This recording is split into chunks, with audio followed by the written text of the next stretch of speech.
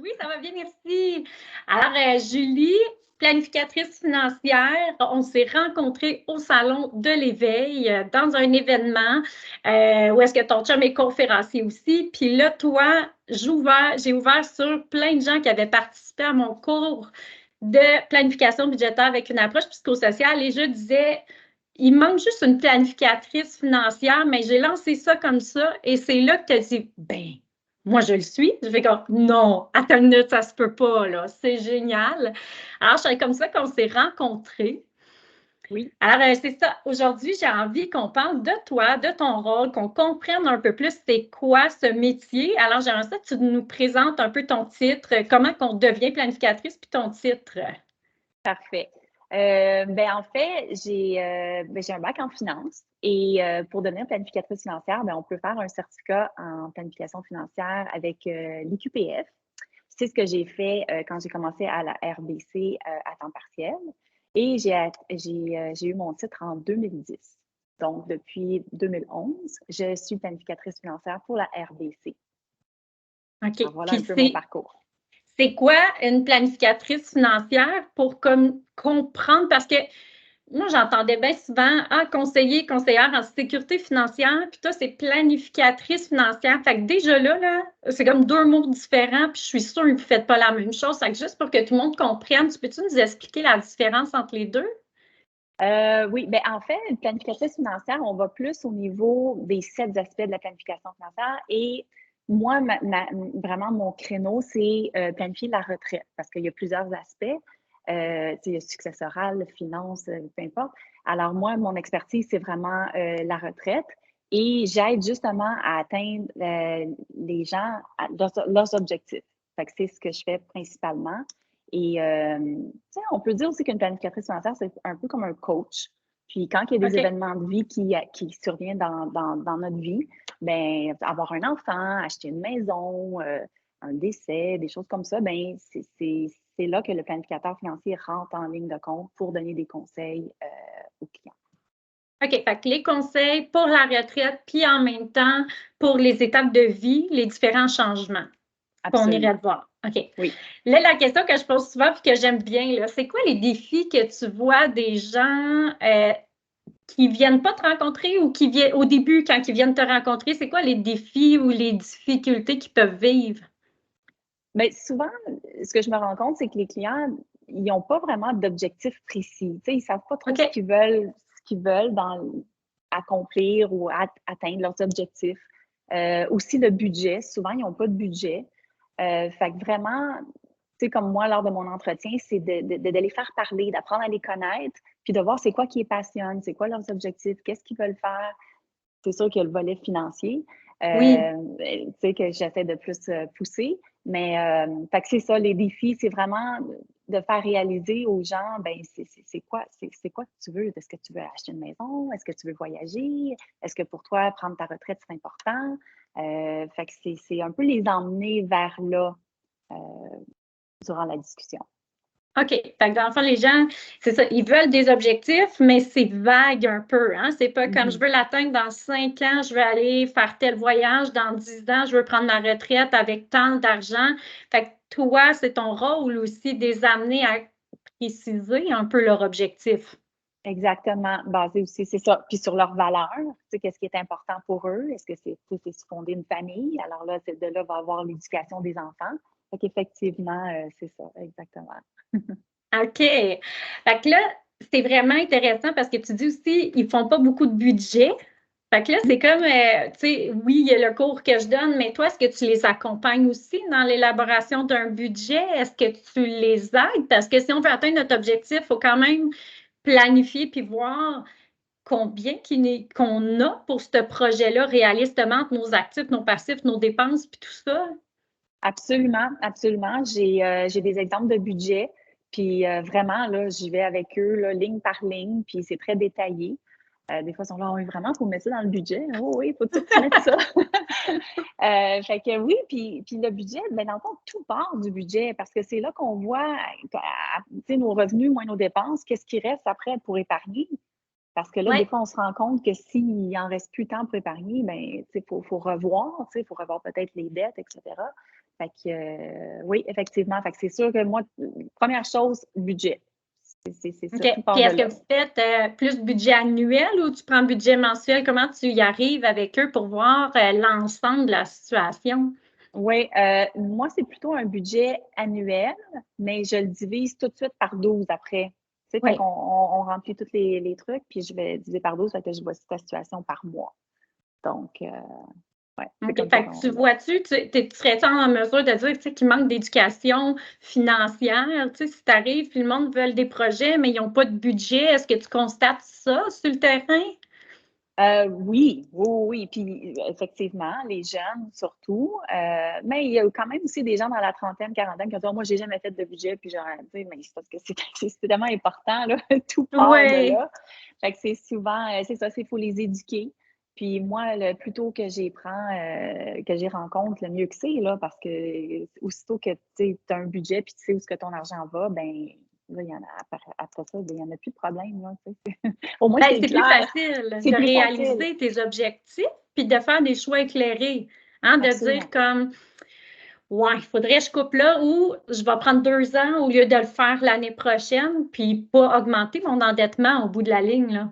C'est ça, c'est ça. Puis des fois, c'est un wake-up call aussi, excuse-moi Oui, le terme anglophone, mais c'est comme, ah, OK, ben je peux épargner juste ça, ou tu sais, plus, tu sais, ou je peux épargner plus. Fait que oui. c'est, oui, oui, fait que c'est vraiment important, là, effectivement, là, de faire cet exercice-là. OK. Fait que quand on voit une planificatrice financière, tu sais, vraiment, la planification, OK, on fait le budget, mais on regarde vraiment plus c'est quoi tes désirs, c'est quoi tes rêves, c'est quoi tes objectifs, tes buts, puis tes étapes de vie. Fait que c'est complet, Mm. là. On n'est pas juste en train de dire, ah, je veux placer, mettons, un REER tant par mois, là. C'est vraiment, tu travailles sur tous les aspects de la vie de la personne. Exactement. C'est vraiment un aspect global. Puis, exact. Fait que c'est pour ça aussi qu'on recommande tu sais, de voir ton planificateur financier ou ton conseiller financier sur une base annuelle. Parce que, tu sais, Oui. c'est toujours, la vie, elle change. On est toujours en Ben changement. oui. Puis nous aussi, on change. Donc, oui, c'est ça, effectivement. OK. Comment on choisirait, mettons, comment choisir une planificatrice ou un planificateur financier? Ça serait quoi que tu suggères pour, tu sais, il faut que ça clique là aussi, là. Comment que, parce qu'on a le droit de choisir, comment on fait pour choisir quelqu'un? Ben, tu sais, c'est sûr que moi, je travaille à la RBC. À la RBC, c'est comme on y va, ben, tu sais, tu as souvent 2, 3 planificateurs financiers à la succursale. OK. Donc, c'est ça. Fait que c'est sûr que ça dépend, mais ça dépend des disponibilités aussi. Parce qu'un OK. planificateur Ouais. financier, il y a un book de clients. Tu sais, fait que si son book, lui, il est plus mature, tu sais, il y a moins de place, ben, ça va être quelqu'un d'autre.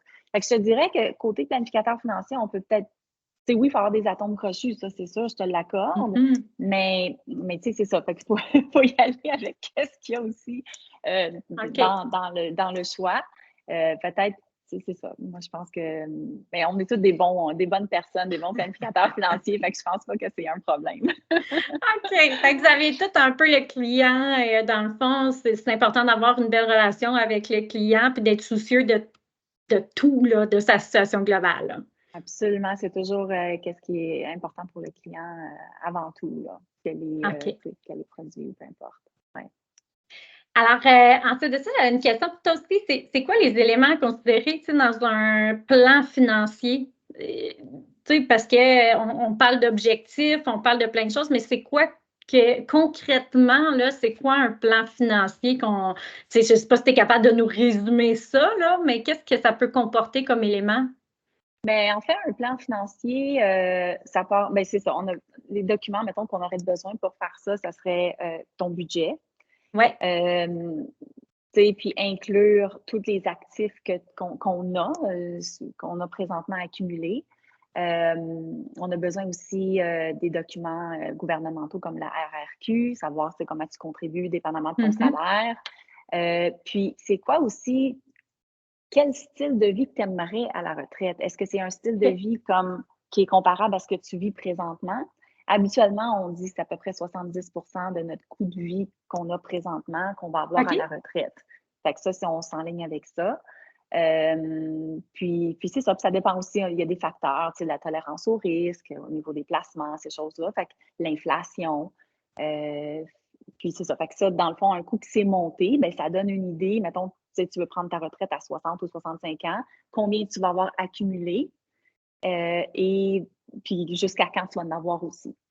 OK. Fait que là, moi, je t'entends tolérance au risque, là, dans le temps, là, moi, c'était zéro. Zéro, là. Je veux pas perdre une scène, là. Mais bon, il Ouais. est arrivé des événements dans ma vie qui a fait que cette insécurité-là, j'ai passé au travers, puis là, j'ai changé beaucoup. Fait que dans le fond, ce que tu me dis, c'est important à chaque année parce que justement, tu sais, au départ, j'étais pas capable le risque, mais c'était une insécurité qui parlait de moi aussi, là. Puis avec les événements, le fait d'être maman, d'avoir eu une relation de couple, séparée, il y a comme eu des changements qui ont fait que non, aujourd'hui, je tolère pas mal plus le risque. Fait que dans le fond, d'aller voir à chaque année, ça permet justement de voir, moi, où est-ce que je me situe, puis prendre des placements qui vont être différents, orientés. Dans le fond, vous faites une analyse. Ce que je comprends, c'est que vous faites vraiment une analyse de la personne au niveau de ses traits de personnalité, j'imagine, ou quelque chose comme ça, pour se dire, es-tu à risque ou pas à risque? Parce que moi, je peux bien te le dire, je veux pas trop de risques, moyen, mais est-ce que vous l'analysez, ça? Absolument, parce que le rendement de tes placements a un impact au niveau de ton patrimoine que tu vas accumuler au courant des années. Fait que OK. quelqu'un qui a un profil sécuritaire, tu sais, quand il commence, c'est normal, là, tu sais, on connaît pas ça, fait qu'on Ouais. on est plus sécuritaire, on prendra moins de risques. Mais c'est sûr que quelqu'un qui a un profil plus, tu sais, comme croissance, puis qu'on peut aller Ouais. chercher un rendement de 7-8 versus du 2-3 ça a une grosse différence aussi au niveau du plan, là. Fait que ça aussi, on le montre parce qu'on peut jouer avec les rendements dans le plan. Fait qu'on on démontre aussi aux clients, on voit la différence que ça peut faire. Puis Tu sais, des j'imagine fois, que ça dépend de l'âge. Tu sais, quelqu'un qui vient de voir qui est jeune, à quelqu'un de 40 ans, puis quelqu'un qui s'en va presque à la retraite, j'imagine que ça influence un peu ta stratégie que tu vas lui proposer. oui, ben c'est pour ça que, tu sais, le plus jeune qu'on commence, le plus tôt qu'on commence, mieux que c'est. Hein? Fait que, c'est ça. Fait que les jeunes, j'essaie souvent de leur montrer que, tu sais, on est jeunes, on a beaucoup d'années devant nous, il y a moins de risques. Fait qu'on peut se permettre un peu plus de risques. Donc, plus de OK. croissance. Et plus que les années avancent, plus qu'on approche vers la retraite, ben là, on va réduire notre risque parce qu'on va commencer à Oui. décaisser. OK. Euh, c'est ça. Fait que ça dépend aussi. Puis, tu sais, c'est pas tout le monde qui planifie leur retraite ou qui pense à faire ça. Tu sais, j'ai des gens, Non. des fois, qui viennent me voir à 60 ans, ben là, il est un peu trop tard. Tu sais, je peux pas faire des Ouais. miracles. Tu sais, fait que Ouais. même si le profil investisseur, tu sais, il est plus agressif, tu sais, malheureusement, on peut pas faire, faire des. C'est comme je peux pas changer les chiffres. Non. Mais c'est ça. Fait Fait que que oui, tu effectivement, on le change, oui. fait que idéalement, on va te voir plus jeune que trop tard. Idéalement. Mieux c'est. Idéalement. Pour Oui, oui. prévenir, penser à ça. OK. Exact, exact. Tu sais, Intéressant. comme, tu sais, jeune trentaine, là, c'est l'idéal, là. Tu sais, je Oui, veux tu dire, commences ta vie tranquillement, ouais, tu penses aux enfants ou tu as des enfants. C'est comme si là, tu es plus stable au niveau de l'emploi. C'est là que tu places un peu plus ta carrière, souvent. Là. Il y a beaucoup de c'est changements ça. d'emploi, là, mais quand même, là. Oui. Ouais, ouais, exactement. Mais, tu sais, comme j'ai dit, début trentaine, oui, mais je veux dire, ça, avant aussi, là. Tu sais, tu peux avoir 17, OK. 18 ans, puis, tu sais, comme il y a le CELI qui a été créé, que tu peux ouvrir à 18 ans. Moi, j'ai tout de suite mes Oui. jeunes ados à 18 ans, on maximise le CELI, tu sais. Fait que absolument, là, le plus tôt qu'on commence, le mieux que c'est. OK, merci. Si tu avais une recommandation à faire, là, je sais que tu as comme plein de conseils, tu as plein de choses pour dire, là, mais vraiment, la recommandation comme planificatrice financière, là, ça serait quoi pour les gens qui nous écoutent? Ben, moi, ça serait vraiment comme, ben, de prendre le temps de venir voir ton planificateur financier ou financière minimum une fois par année et reviser le tout. Parce que OK. des fois, les gens, ils vont dire: «Ah, je veux pas la déranger» ou peu importe, puis ils vont faire des décisions qui peuvent avoir un impact, là. Tu sais, ils vont tirer des REER parce qu'il y a un événement de vie, quelque chose, une urgence qui arrive, puis «Ah, je veux pas la déranger» ou peu importe, ils pensent que c'est la bonne chose à faire. Mais Mhm. nous, on est là pour vous donner les meilleurs conseils aussi fiscalement.